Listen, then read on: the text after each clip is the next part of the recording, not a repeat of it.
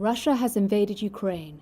Explosions rang out in the capital, Kiev. Overnight, in the capital of Ukraine, the sound of missile strikes and air sirens. At 0347 local time, a column of 14 Russian BTR-82A armored personnel carriers rolls onto the eastern approach of the Antonovsky Bridge spanning the Dnipro River outside Kherson.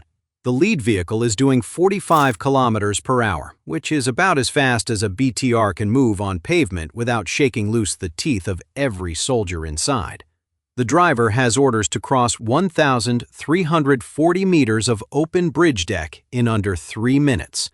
Behind him, spaced roughly 80 meters apart, 13 more vehicles stretch back over a kilometer of exposed roadway.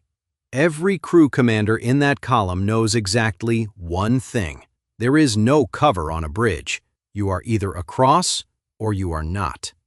The Antonovsky Bridge is a Soviet-era road bridge, 4 lanes wide, originally built in 1985. It was designed to carry civilian traffic across one of the widest river crossings in southern Ukraine, roughly 900 meters of open water at the main channel. The full structure, including ramps and approaches, runs just over 1,300 meters. It is the kind of bridge that military planners either dream about capturing intact or have nightmares about crossing under fire. Tonight, the Russian 49th Combined Arms Army is betting everything on the dream. Each BTR-82A in that column costs roughly $1.5 million and carries a 30mm autocannon and up to 10 infantry soldiers. The full complement crossing the bridge at this moment, including dismounted troops packed inside, comes to approximately 140 soldiers and 14 vehicles. Total equipment value rolling across that deck is roughly $21 million. The munition about to ruin their evening costs $120,000. Somewhere, a Ukrainian logistics officer did that math and felt absolutely nothing. 72 kilometers to the northwest, in a tree line outside the town of Mykolaiv, a Ukrainian battery of 3 M142 HIMARS launchers sits in a cleared patch of farmland. The crews finished their fire mission calculations 11 minutes ago. Each launcher holds a single pod of 6 guided multiple launch rocket system rockets, called GMLRS. One rocket is a 200-pound unitary warhead strapped to a GPS-guided airframe that flies at just under Mach 2.5, roughly 1,900 miles per hour. Think of it as a telephone pole that navigates better than most people and arrives with the force of a small car bomb focused into a single point. Each rocket has a circular error probable of about 2 meters, meaning half its shots will land within 6 feet of where you told it to go. At $120,000 per round, it is one of the few precision weapons in the American arsenal that accountants actually approve of. The battery commander gives the fire command at 0348. The first launcher ripples all 6 rockets in 38 seconds. The sound is like fabric tearing at the volume of a thunderstorm. Then the second launcher fires, then the third. 18 GMLRS rockets are in the air in under 2 minutes, climbing to roughly 50,000 feet before tipping over and screaming south-southeast toward a target that is not moving, cannot maneuver, and is exactly where satellite imagery said it would be. But the rockets are not aimed at the vehicles. What the commander of that Russian column did not know was that the Ukrainians had stopped trying to destroy the bridge 2 weeks earlier. They had already hit it 6 times with HIMARS over the previous month. They had knocked holes in the deck, dropped a span section into the river, and forced Russian engineering teams to work 72-hour shifts laying steel plates and temporary repair sections across the gaps. Every time the Ukrainians hit the bridge, the Russians fixed it within days. The concrete deck was too thick and the structure too overbuilt for GMLRS warheads to deliver a permanent kill. So the Ukrainians changed their question. They stopped asking, "How do we destroy this bridge?" and started asking, "How do we make the Russians destroy themselves on it?" The answer was timing. 10 kilometers south of the bridge, on the Russian-controlled side of the Dnipro, A forward observation team from Ukraine's 59th Motorized Brigade has been lying in a drainage ditch for 31 hours. Two soldiers with a laser rangefinder and an encrypted Starlink terminal. Their entire job is to watch the eastern bridge approach and report the moment vehicles begin crossing. They do not have weapons. They do not have a vehicle. If discovered, their extraction plan is a 6-kilometer swim. They transmitted a 5-character burst message at 0346. Column moving, bridge approach, 14 vehicles. That message reached the HIMARS battery 74 seconds later. 45 kilometers east of the bridge, a Ukrainian Bayraktar TB2 drone is orbiting at 18,000 feet. The TB2 is a Turkish-made medium-altitude surveillance and strike drone with a wingspan of 12 meters and an endurance of roughly 27 hours.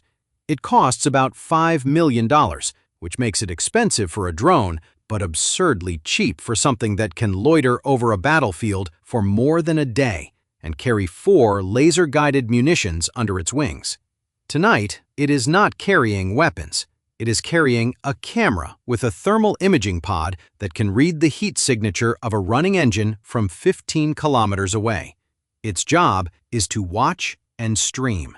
Everything happening on that bridge is being broadcast live to a command post in Mykolaiv, where 3 officers are watching 14 white thermal blobs crawl across a dark ribbon of concrete. The first 6 GM-LRS rockets arrive at 0351. They do not hit the column. They hit the eastern approach ramp, the section the vehicles have already passed.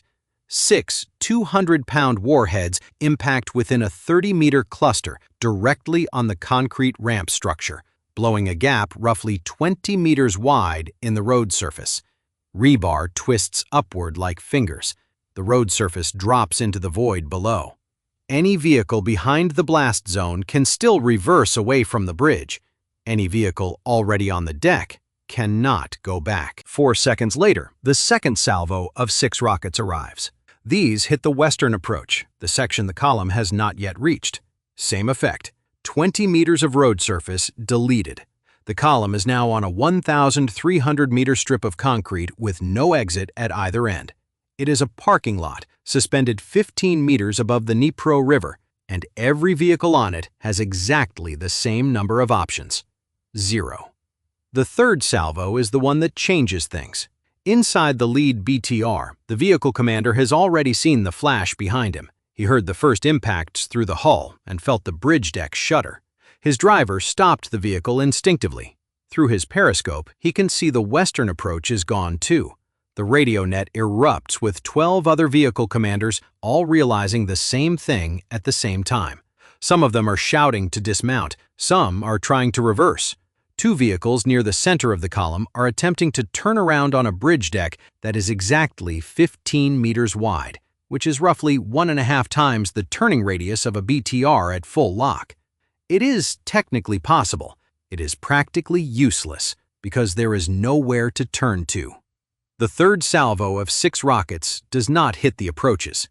It hits the bridge deck itself. 2 rockets strike the road surface 400 meters from the eastern end.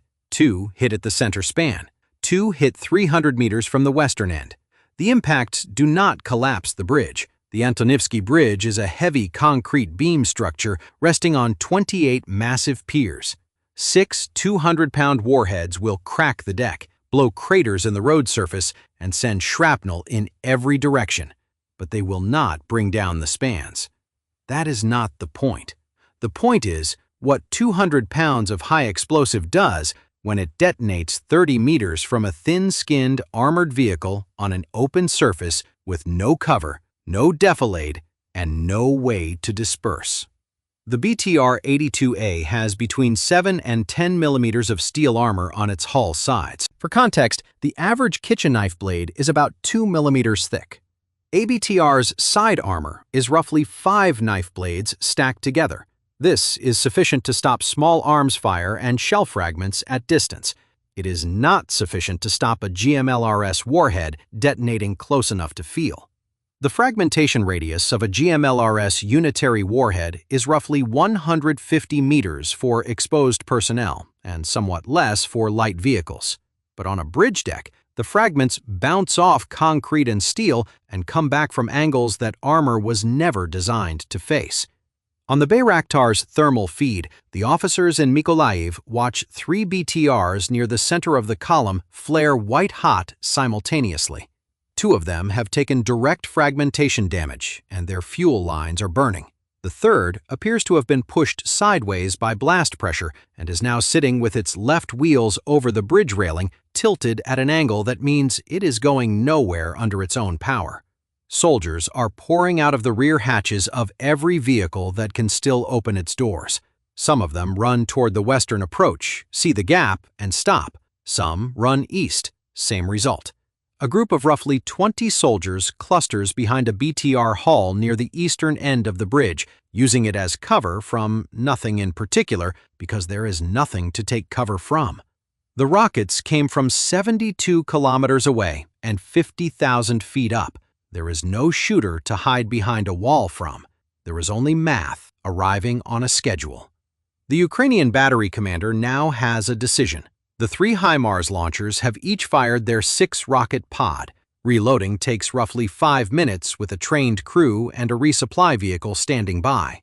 The total cost of the 18 rockets already fired is approximately $2.16 million. The damage inflicted so far is 3 BTRs destroyed or disabled, the bridge rendered impassable at both ends, and 140 Russian soldiers stranded on a structure in the middle of a river. The battery commander orders reload.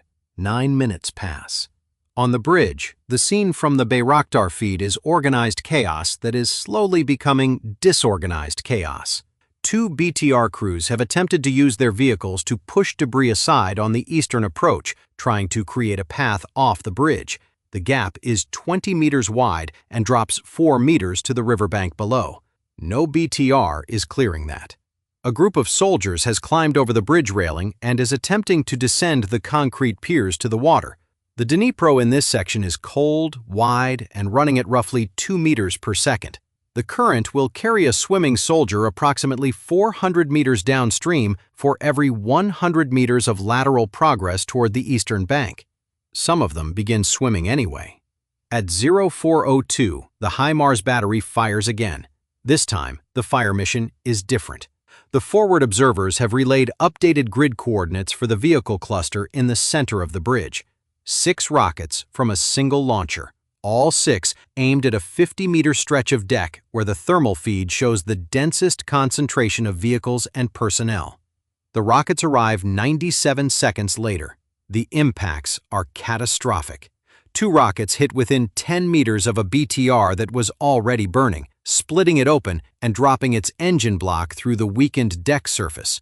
A 3rd rocket strikes the bridge railing and detonates outward over the water, sending a curtain of fragments across 200 meters of river surface.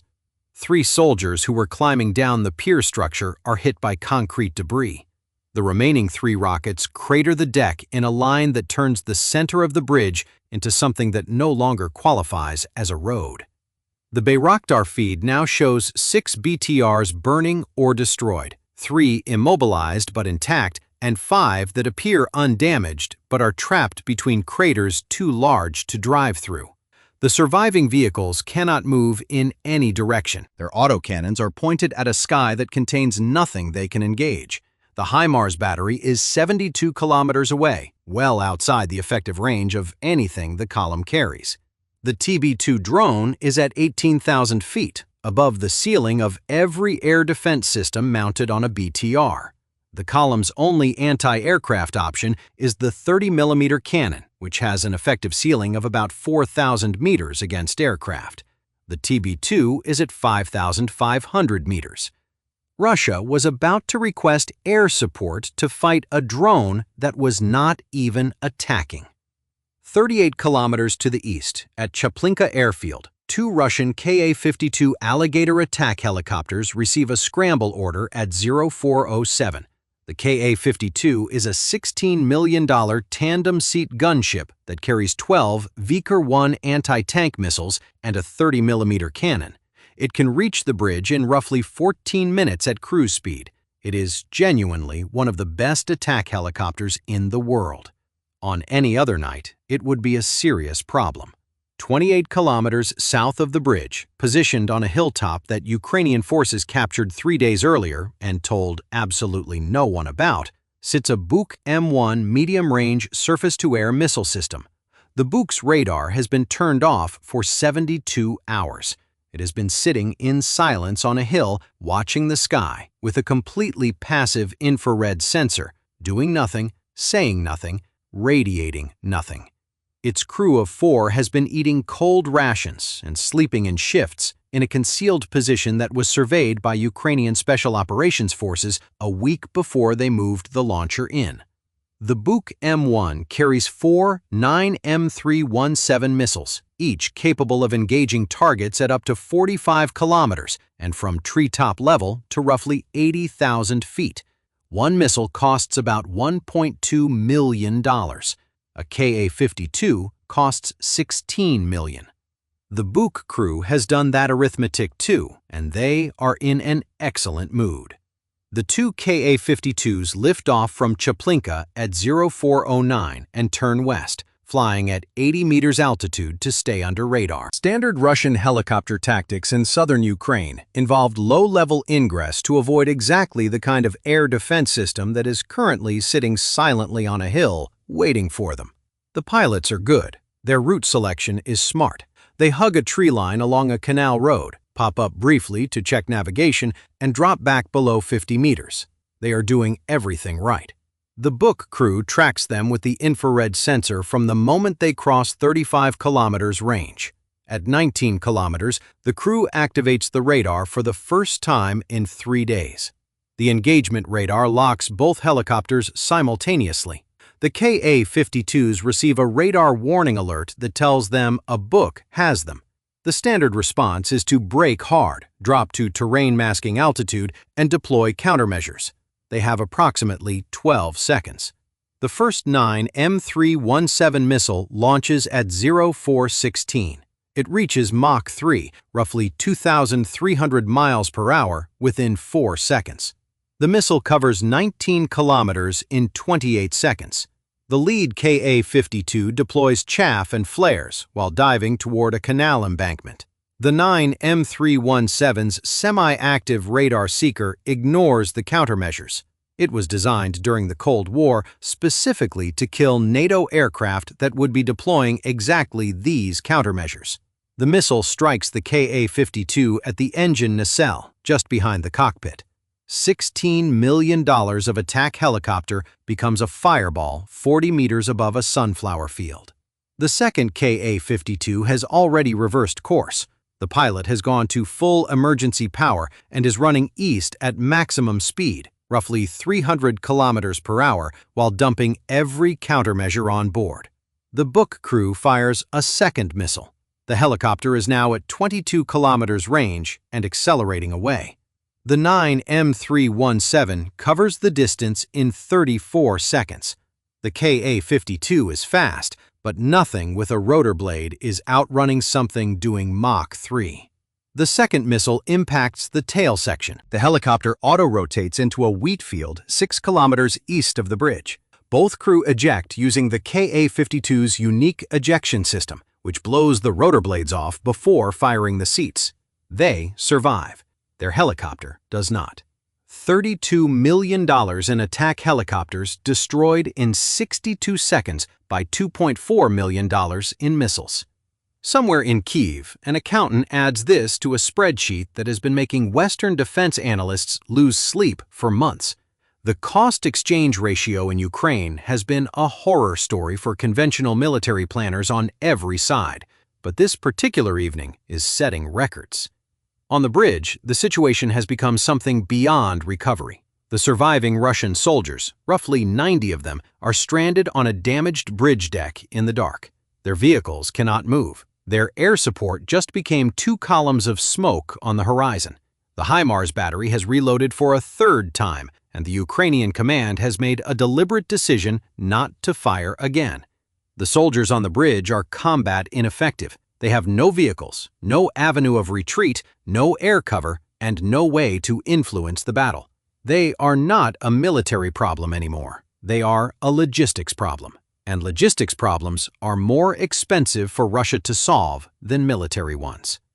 The Russian 49th Combined Arms Army now has to figure out how to extract 90 soldiers from the middle of a destroyed bridge. They cannot send vehicles because the approaches are gone. They cannot send helicopters because a Buk just announced its presence in the most emphatic way possible. They could send boats, but the Dnipro current is running hard, and Ukrainian artillery has pre-registered coordinates for every plausible launch point on the eastern bank. Every option costs time, resources, and attention that cannot be spent somewhere else. At 0438, Russian Ground Forces Command authorizes a recovery operation using inflatable assault boats launched from under the bridge piers on the eastern bank. It takes 4 hours.